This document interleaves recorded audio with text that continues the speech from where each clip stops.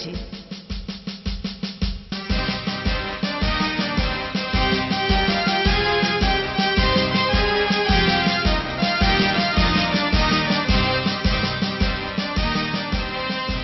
প্রিয় নেতাজি, অনেক দিন ধরেই তোমাকে চিঠি লিখব ভাবছিলাম, কিছুতেই আর হয়ে উঠছিল না। আজ কোনো একটা ঘটনার নিরিখে তোমাকে চিঠি লিখতে বসলাম।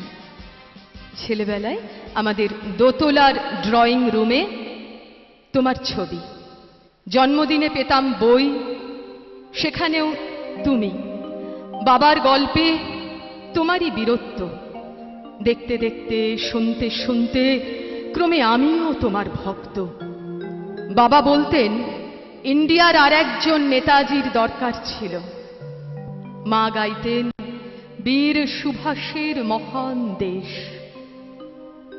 দাদু বলতেন ছেলেটাকে ওরা শেষ করে দিল। ঠাম্মার চোখে তখন আঁচলের খুঁট। এসবের মধ্যে বড় হওয়া আমিও কেমন একটা ঘোরের মধ্যে থাকতাম। ভাবতাম পারতে, তুমি সব পারতে, যদি আর একবার আমাদের মধ্যে তোমাকে পেতাম। আজ উত্তর 40-এও আমার একই ঘোর। তুমিই পারতে, কেননা দেশের মাটিতে দেশপ্রেমের মতো জোরালো একটা ঝাঁকুনি দেবার ক্ষমতা তখন আর কারো ছিল না। এখনো আছে কি? তোমার হারিয়ে যাবার পর দেশে কত কমিশন বসেছে। ভারতের পূর্ব, পশ্চিম, উত্তর, দক্ষিণে কোনো পীর, কোনো সন্ত, কোনো দয়ালু বৃদ্ধকে দেখে ভুল করেছে সবাই, ছুটে গেছে তুমি মনে করে, কিন্তু ফিরেছে মাথা নেড়ে, তবু তোমাকে পাবার আশায় বুক বেঁধেছে। তুমি তো শুধু বসু বাড়ির নও, গোটা ভারতবর্ষের মণিকোঠার হীরক, যার আলোর শুদ্ধতা কালোকে সাদা করতে পারে। এই বিশ্বাসে ভর করে সবাই ভেবেছিল তুমি আসবে, আসবেই, কিন্তু এলে না।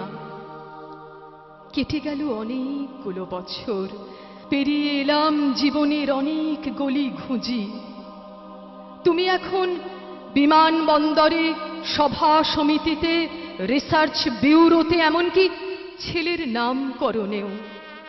শুধু হৃদয়ে যেন দোলা দেয় না। জানো, তোমার জন্মদিনটা এখন সবাই ছুটির দিন বলে আয়েশ করে উপভোগ করে। আর ছেলেরা, তারা তো এখন দেশ থেকে বিদেশের খবরই বেশি রাখে। আর মেয়েরা, তারাও স্বাধীনতার ভেলায় চড়ে হতচকিত। শুধু মাটিটা কাঁদে, সেই কান্না যেন ভূমিকম্প, খরা, এল নিনো, বন্যা হয়ে চারিদিক ভাসিয়ে দেয়। এখনো অভিমান করে শুয়ে থাকবে রেনকোজিতে। আজ যখন ঘাড়ের ওপর AK-47 নিঃশ্বাস, রক্তের হরি খেলা ধর্মের জিগিরে, তখন শোনাও সেই আওয়াজ, আমি সুভাষ বলছি। মেয়েটা দৌড়ে এসে বলবে, মা, মা দেখো উনি আসছেন। পাশের বাড়ির মেসোমশাই ডাকবেন জানলা দিয়ে, বৌমা আমি বলিনি উনি ফিরে আসবেন। খোলা জানালার ধারে দাঁড়াবেন মায়েরা, তাদের ডান হাতে শঙ্খ, বাঁচোখে জল। নদী হবে উত্তাল, নৌকা বেসামাল, পরাণ মাঝিও চেঁচাবে, উনি আসতেছেন।